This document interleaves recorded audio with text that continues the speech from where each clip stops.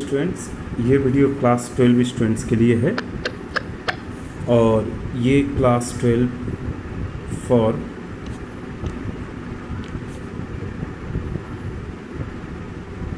NEB board के students.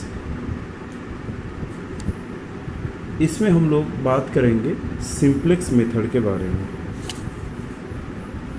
तो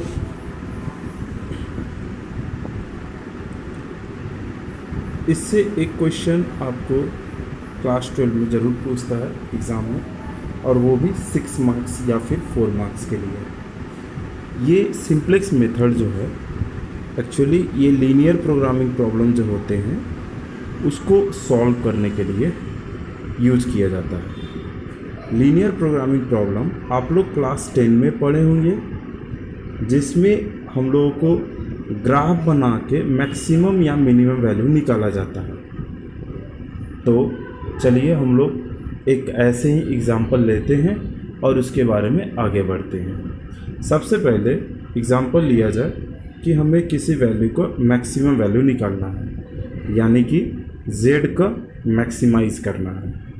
तो यहाँ पे आपको कुछ ना कुछ देगा, जैसे कि 2x + 3y, और इसके साथ कुछ ना कुछ कंडीशंस ज़रूर देता है, दैट इज़ सब्जेक्ट टू, यानी कि जिसको हम लोग कंस्ट्रेंट्स कहते हैं। और कंस्ट्रेंट्स आपको दिया जाता है 3x + 4y ≤ 3 और 2x - y ≤ 4 और x > 0 और y। ऐसे कुछ क्वेश्चंस आपको दिए रहते हैं। इसमें हम लोगों का मैक्सिमम वैल्यू z का निकालना होता है। x और y दो वेरिएबल्स कहलाते हैं।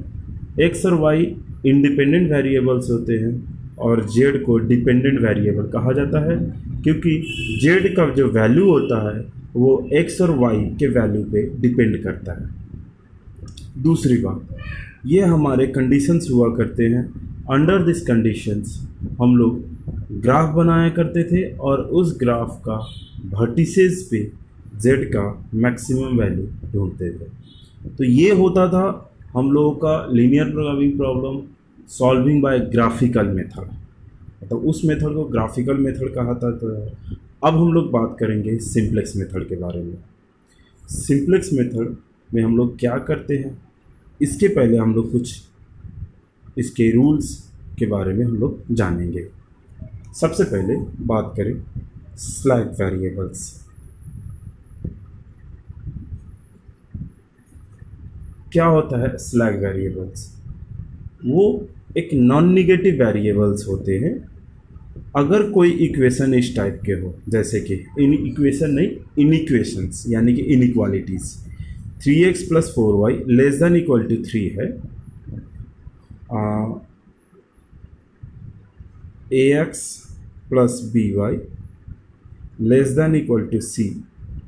तो ये वैल्यू लेस है c से, तो ये लेसर साइड में हम एक वेरिएबल ऐड करेंगे, दैट शुड बी s मान लेते हैं, जो कि ये वैल्यू c से इक्वल कर दे। अगर हम ये लेसर वैल्यू में एक वेरिएबल को ऐड कर रहे हैं, जिसके कारण ये क्या हो जा रहा है, इनइक्वालिटी इक्वेशन में बदल जा रहा है। तो इस s जो नॉन निगेटिव वेरिएबल होगा, क्योंकि ये 0 से बड़ा ही होगा, तो this variable is called slag variable. ठीक, इसका मतलब ये हो गया कि s का वैल्यू नॉन निगेटिव, मतलब निगेटिव नहीं होगा, 0 या 0 से ज़्यादा होगा। तो यहाँ पे डेफिनेशन होगा अ वेरिएबल और non negative variable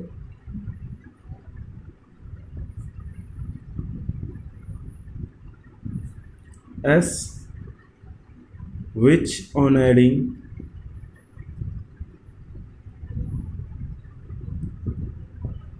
left side of an inequality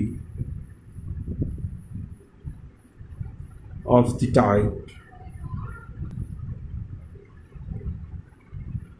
ax is less than equal to b changes the inequality into an equation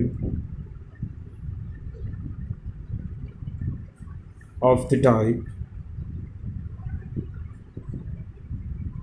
ax plus s equal to b, जिसमें s हमारा positive होगा, is known as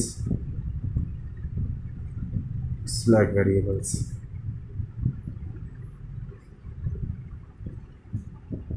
तो कहने का मतलब अगर ax is less than equal to b ऐसा inequality है, तो जो लेसर वैल्यू है यानी कि लेफ्ट साइड, इसमें हम लोग s ऐड कर देंगे तो वो हमारा एक इक्वेशन बन जाएगा। और ऐसा इक्वेशंस बनाने के लिए जो वेरिएबल यूज हुआ है s is called slack variables.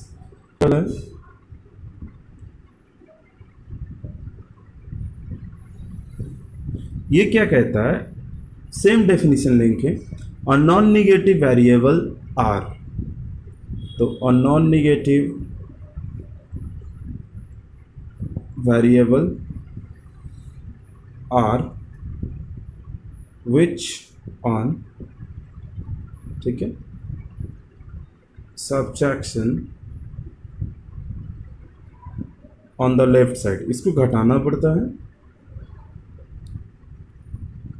Of an equation, inequation कहिए या फिर इनइक्वालिटी कहिए, inequation of type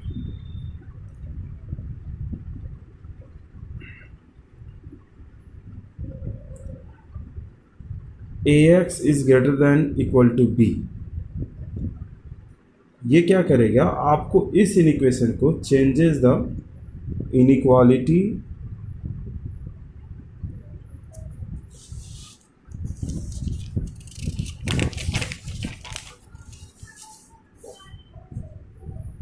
into an equation of the type ax plus s, sorry, ax minus r is equal to b, जिसमें r greater than equal to 0 होगा, is known as surplus variable।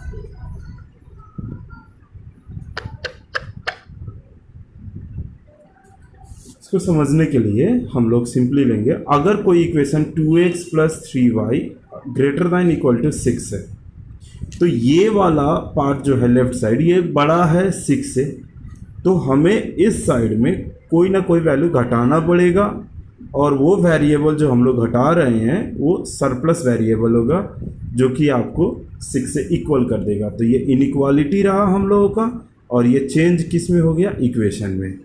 तो इस variable को हम लोग surplus variable कहते हैं, और ये भी नॉन निगेटिव होगा, यानी कि इसका भी वैल्यू 0 या 0 से ज़्यादा होगा। अब ये दो बातें जानने के बाद हम लोग बातें करेंगे सीधा standard form of linear programming problem. तो हम लोग सबसे पहले बात करें जनरल लीनियर प्रोग्रामिंग प्रॉब्लम कैसा होता है। LPP मतलब लीनियर प्रोग्रामिंग प्रॉब्लम। तो पहले मैक्सिमाइजेशन की बात करते हैं, जिसमें मैक्सिमाइज की बात करते हैं z is equal to ax plus by।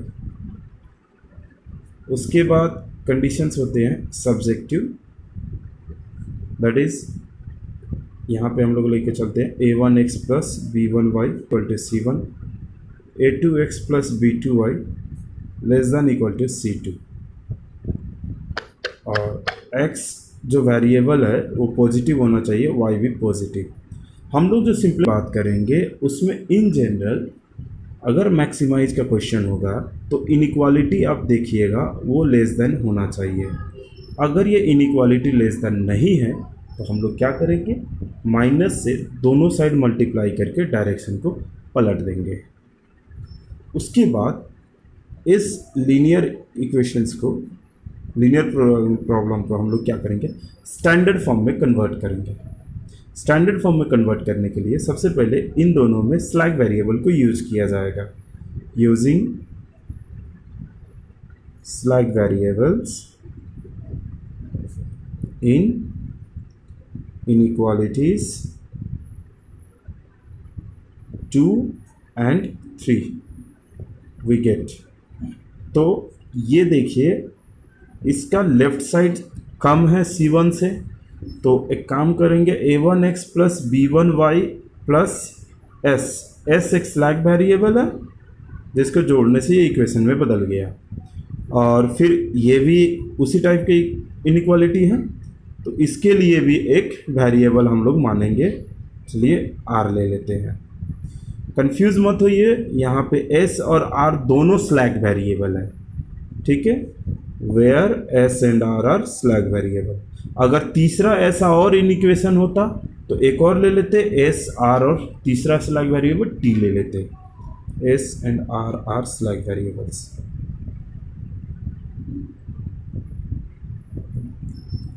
अब हम लोग क्या करेंगे कि इसको इक्वेशन 4 कह दीजिए, इसको 5 कह दीजिए। याद रखिएगा इसमें भी एस और आर दोनों ग्रेटर दैन 0 होना चाहिए, दोनों वैल्यू 0 से ज़्यादा। अब हम लोग क्या करेंगे, 1 को देखेंगे, 4 को देखेंगे और 5 को देखेंगे, क्योंकि 2 और 3 के जगह पे अब हम लोग किसका इस्तेमाल करेंगे, 4 और 5 इक्वेशंस का। स्टैंडर्ड फॉर्म में करने के लिए क्या करेंगे, standard form of linear programming problem. Standard form उसे कहते हैं जिसमें हम लोग सबसे पहले क्या करेंगे, जितने भी वेरिएबल्स हो उसको हम लोग लिखेंगे, और जो ये कॉन्स्टेंट्स है उसको हम लोग पॉजिटिव रखेंगे, ठीक है, इस वैल्यू को हम लोग पॉजिटिव रखेंगे। तो सबसे पहले आप क्या कीजिए कि इस वाले पार्ट को लिखिए, a1x b1y, इसमें s है। ये वाला इक्वेशन में आपको r नहीं है तो we can write 0 into R, ठीक है। और हम लोग किसको देख रहे थे, 1 को, 4 को, 5 को, तो इसमें कौन कौन से वेरिएबल है, x है, y है, s है, r है और z है, ठीक है। तो आप एक काम कीजिए, 0 इंटू जेड भी लिखिए, क्योंकि इस वाले में जेड भी वेरिएबल इंक्लूडेड नहीं है, हम सारा वेरिएबल के टर्म में लिखने की कोशिश कर रहे हैं, दैट इज c1। फिर आप क्या कीजिए, ये दूसरे वाले को लिखिए, a2x प्लस b2y प्लस इसमें r है लेकिन s तो नहीं है, तो 0 इंटू एस लिखिए, प्लस r लिखिए, फिर 0 इंटू जेड लिखिए और c2। इन दोनों को मैंने यहाँ पे लिख दिया। जो वेरिएबल नहीं है उसको 0 इंटू एस, 0 इंटू जेड करके हम लोग लिख सकते हैं। अब इसकी बारी है, ये वाले लिखिए। इसमें याद रखिएगा हम लोग क्या करते हैं ना, इसको इधर लेके रखते हैं, ax और by को इधर लेके आते हैं, तो ये हो जाएगा माइनस ax माइनस by, ठीक है। और इसमें s नहीं है तो 0 इंटू एस, r नहीं है 0 इंटू आर, और z तो है तो z इज इक्वल टू, और ये साइड क्या हो जाएगा इधर, अगर ये टर्म इधर जाएगा तो 0, सो ये साइड 0 हो जाएगा। ये हमारा, इसको मैंने ऐसे लिख दिया। तो ये जो मैंने अरेंज करके लिखा है, इसमें हम लोग कई तरीका होता है कि आप ऐसा भी कर सकते हैं कि जेड को उधर ले जा सकते हैं, लेकिन हम लोग जो यूज करेंगे इस वाले पार्ट को इधर लेके आएंगे।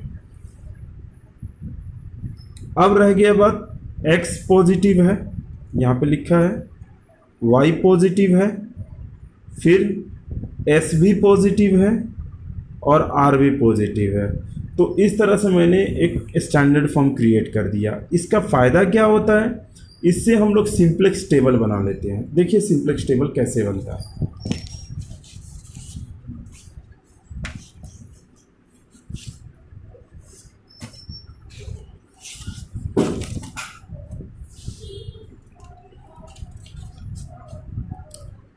तो हेयर सिंप्लेक्स टेबल,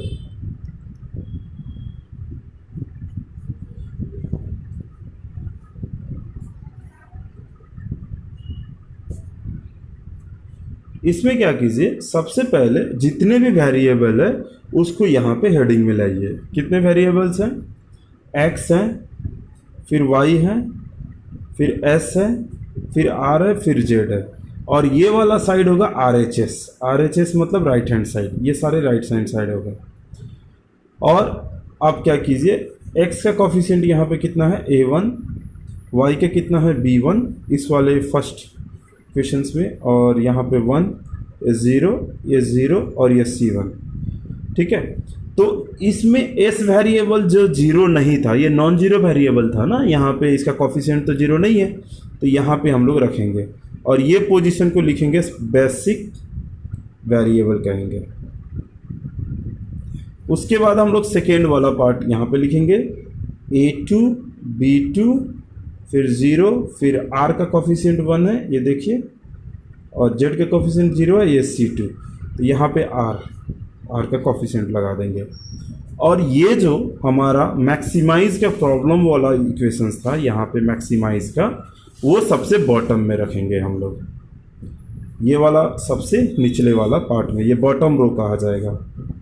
तो माइनस ए, ये माइनस बी और ये 0 ये 0 ये 1, ठीक है, और इधर भी 0 है RHS में। और यहाँ पे लिखेंगे इसका कोफिशिएंट किसका है, z का।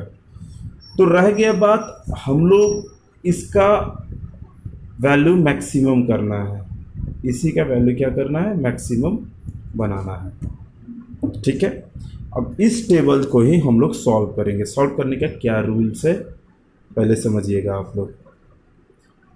ये क्या कहता है कि इसमें इस रो को हम R1 कहेंगे, इसको हम लोग R2 कहेंगे और ये रो जो हो जाएगा इस हिसाब से R3 होगा, ठीक है। इस वाले को हम लोग कॉलम 1 कहेंगे, इस वाले को कॉलम 2, इस वाले को कॉलम 3 और इसको कॉलम 4 और इसको कॉलम 5, और ये हमारा RHS कहलाएगा, साइड ही कहेंगे, राइट हैंड साइड। और ये हमारा बेसिक वेरिएबल का कॉलम हो गया। तो रूल क्या कहता है, नंबर 1 कि अगर ये बॉटम रो जो आप ये सबसे निचला रो देखते हैं, if bottom row contains all non negative values. Non negative आप लोग जानते हैं, नॉन निगेटिव मतलब 0 या 0 से बड़ा होना पड़ेगा, निगेटिव नहीं होना पड़ेगा, ठीक है। नॉन निगेटिव वैल्यूज है, देन ये वाला जो वैल्यू हो जाएगा यही मैक्सिमम वैल्यू हो जाएगा। Then RHS contains maximum value of Z, मतलब ये जो Z का मैक्सिमम वैल्यू निकालना था हमें वो ये हो जाएगा अगर ये सारा वैल्यू नॉन निगेटिव हो नीचे का, ठीक है। लेकिन ये नीचे का वैल्यू ऐसे ही नॉन निगेटिव यानी कि 0 या 0 से ज़्यादा हो, तो अगर ये सारे वैल्यूज ऐसे हो जाए तो, लेकिन यहाँ पे कोई ना कोई निगेटिव ज़रूर मिलता है आपको। तो रह गया बात, अगर यहाँ पे निगेटिव हो तो क्या करेंगे, ठीक है। नंबर 2, यहाँ पे मैक्सिमम वैल्यू ऑफ Z कितना हो जाएगा, मैं यहाँ पे लिख दूँ मैक्सिमम वैल्यू ऑफ Z उस वक्त 0 हो जाएगा, और फिर उसके साथ साथ x और y का वैल्यू भी होता है, x का भी वैल्यू 0 ले लेंगे, y का भी वैल्यू 0 ले लेंगे, बात खत्म हो जाएगा। Number 2, if bottom row contains negative value, अगर आपका ये निचला वाला रो निगेटिव वैल्यू को कंटेन करता है तो क्या कहता है। अगर ये निगेटिव वैल्यू कंटेन करेगा तो आप सबसे पहले पता करेंगे ये जो निगेटिव वैल्यूज है इनमें निगेटिव में भी छोटा निगेटिव कौन है, which one is the smaller one, ठीक है। निगेटिव में स्मॉलर वैल्यूज कहने का मतलब ये होता है कि अगर -10 और -7 की बात करें, -10 और -7 की, तो -10 को छोटा माना जाएगा और -7 बड़ा नंबर बन जाएगा, ठीक है। दोनों निगेटिव तो हैं, लेकिन स्मॉलर वैल्यू जो होगा वो -10 को कहा जाएगा, यानी कि निगेटिव होना चाहिए एंड स्मॉलर होना चाहिए दोनों में। तो if bottom row contains negative value then consider column containing smaller one which is negative, जो कि निगेटिव हो और स्मॉलर हो। तो यहाँ पे देखिए the column containing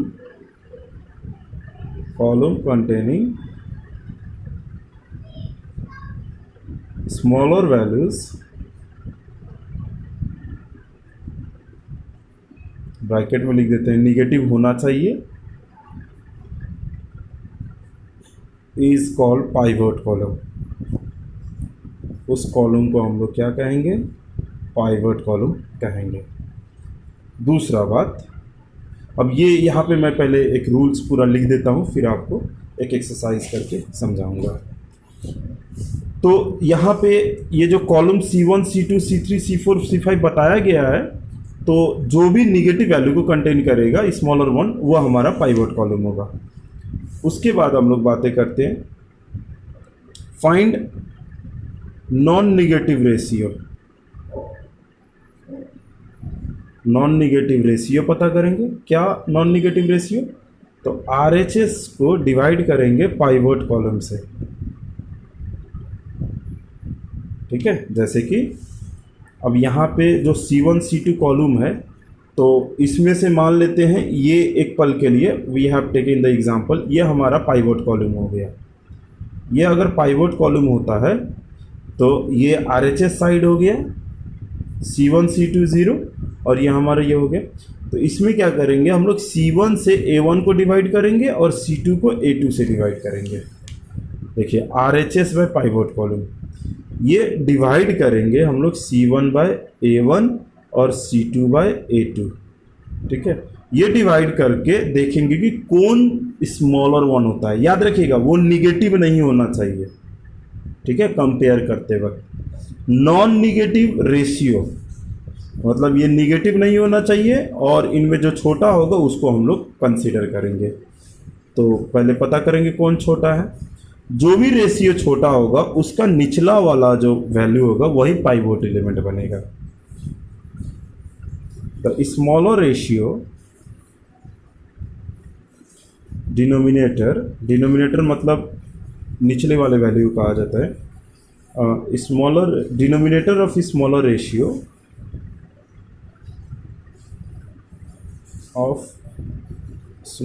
ratio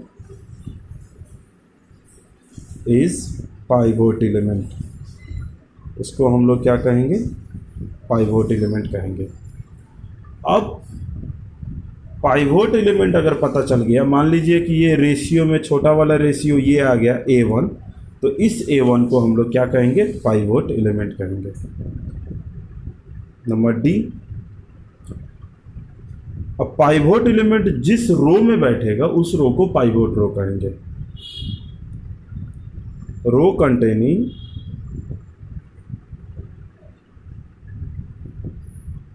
pivot element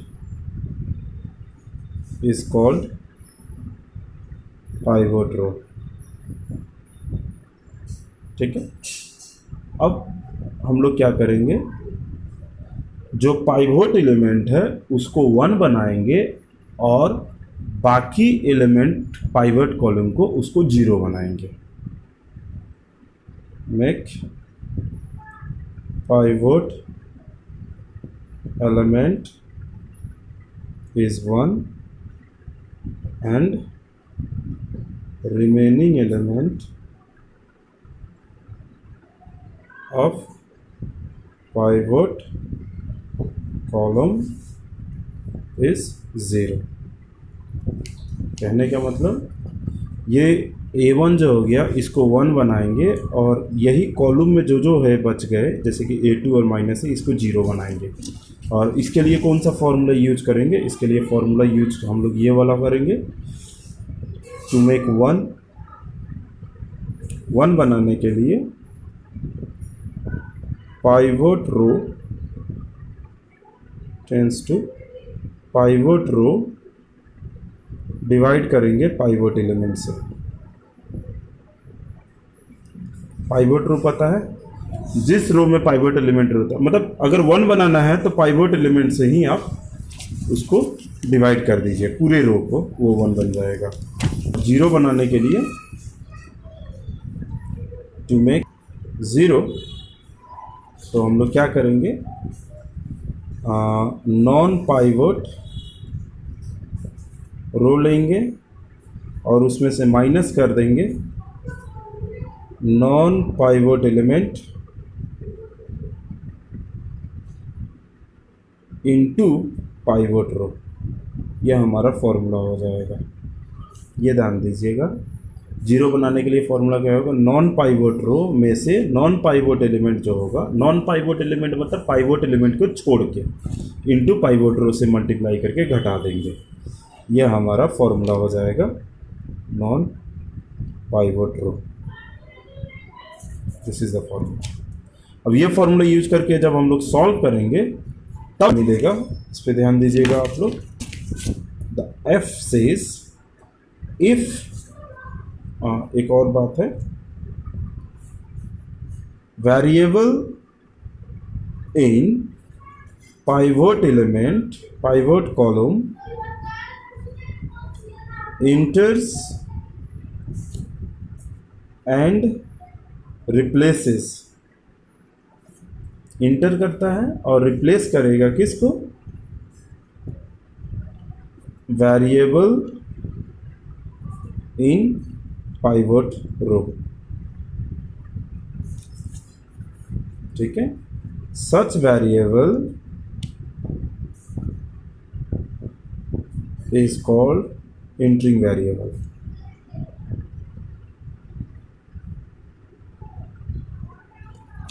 जो पाइवोट कॉलम में वेरिएबल होगा वो पाइवोट रो में बैठा हुआ वेरिएबल को रिप्लेस कर देगा, खुद ही बैठ जाएगा।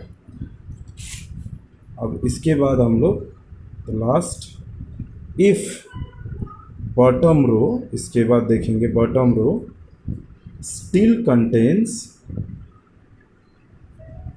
non-negative value, sorry, still contains negative value, then we repeat the process.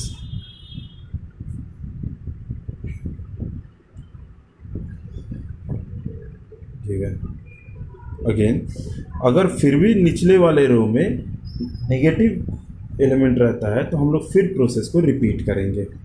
अगर नहीं रहता है, if bottom row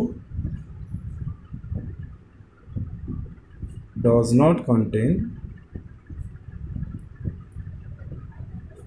any negative values,